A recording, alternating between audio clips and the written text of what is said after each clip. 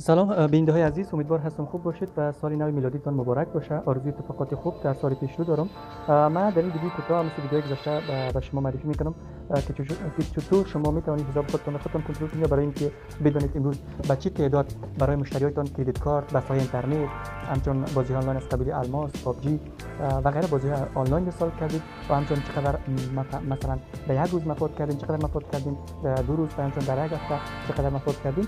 دیگه نتیجه مثلا کار امروزتون از سایت شما به درستی و به خوبی بدونی که مثلا شخص دوم یا شخص سوم ببینید و شما خودتون میتونید بفهمید و طریقش امروز به شما میگم و لازم نیست که مثلا شما شخص اول و یا شخص دوم شرکت از سایتتون استفاده میگید نتیجه حسابتون رو هر روز بپرسید. شما میتونید هر روز، هر دقیقه، هر ثانیه یا هر هفته شما نتیجه کارتون رو راپور کارتون خودتون تهیه کنید که به چی بسته فروختین، به چی تعداد کریدیت کارت فروختین، به چی تعداد بازی آنلاین فروختین و چقدر در جریان چقدر روز شما مفاد کردید. میرایم داخل امو اپی که در گوشیتون شما باز است، امو حسابی که پیشتان باز است، که باز داخل سایت میشوید.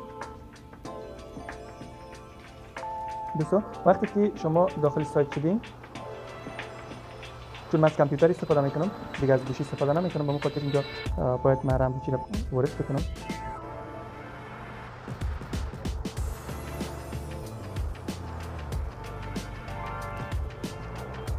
وقتی که اینا دوستان من با راحتی داخل سایت شدم، شما از مرکز راحت تر که اپتون اپی همون سایت پیشتون که گوشیتون و اسکرین تلفنتون بازه، شما با راحتی میتونید فقط با کلیک کردن داخل سایت شوید.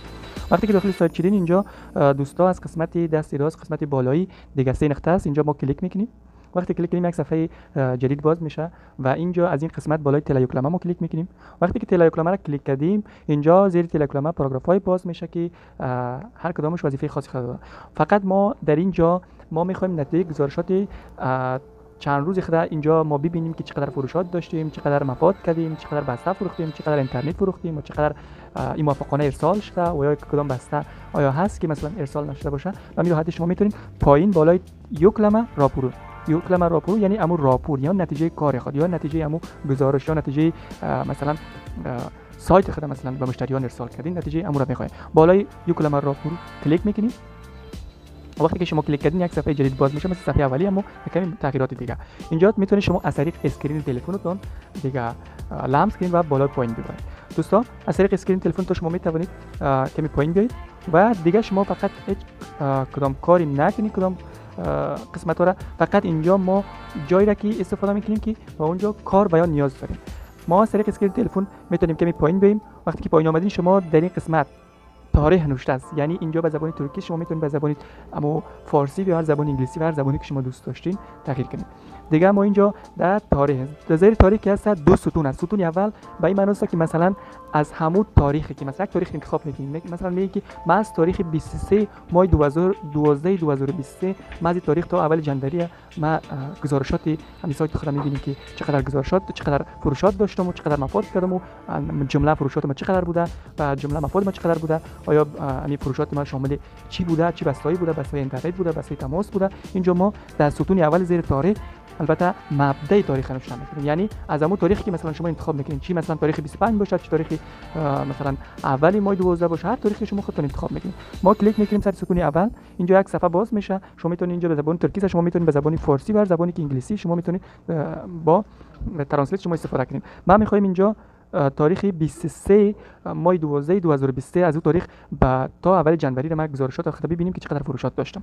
من اینجا 23 تاریخ من انتخاب میکنم، ماه و روز سال ماه 12 تاریخ روزم 23 سال 2023. اینا دوستان من از ستون اول تاریخ مبدا انتخاب کردم. من گفتم که از این تاریخ از تاریخ 23 ماه 12 2023 و تا اول جنوری در ستون پایینی تاریخ دیگه امو روزی که شما تا نمی روز مثلا گزارش میخواین. من اینجا امو تاریخ نهایی خودم و تاریخ انتهایی خودم میذارم که میگم که امروز تا امروز باشه. من گزارش بده که امروز تا امروز از تاریخ 23 تا اول جنوری که 7 روز یا 8 روز میشه چقدر من فروشات داشتم. وقتی که شما در تاریخ در ستون اول مبدا و ستون دوم همو انتها و همو چیز تاریختون انتخاب کردین، شما برای سرغله البته همو به زبان فارسی همو جستجو رو میگه، شما میتونید کلیک کنید. وقتی کلیک کردین دوستا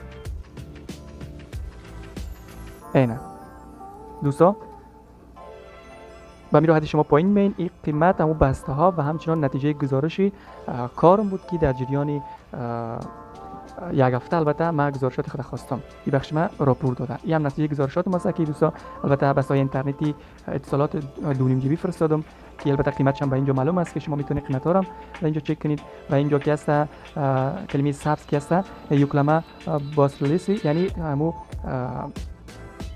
بسته موفقانه ارسال شده دیگه. به همین راحتی همچنان بسای اینترنتی اتصالات است، اینترنت افغان سیم است، کریدیت کارت است، اینجا افغانی است، ویمو کارت ترکیه است و همچنان بسته اینترنتی سلام، کریدیت کارت افغانی است. این بسته است که البته من از روزی 23 ماه 12 دسامبر 2023 تا اول جنوری ده من به مشتریان خود از سایت خودم دیگه فرستادم. دوستا اینجا که پایین میایم، پایین که است توپلم آلیس، یعنی توپلم آلیش اما توپلم ساتوشی دیگه یک منامه که میگه مثلا از تاریخ 23 دسامبر تا 1 جنوری 2024 که یک هفته میشه از سایت خودم. البته من از سایت خودم چقدر فروشات داشتیم؟ بعد تعداد 1308 من البته فروشات داشتم.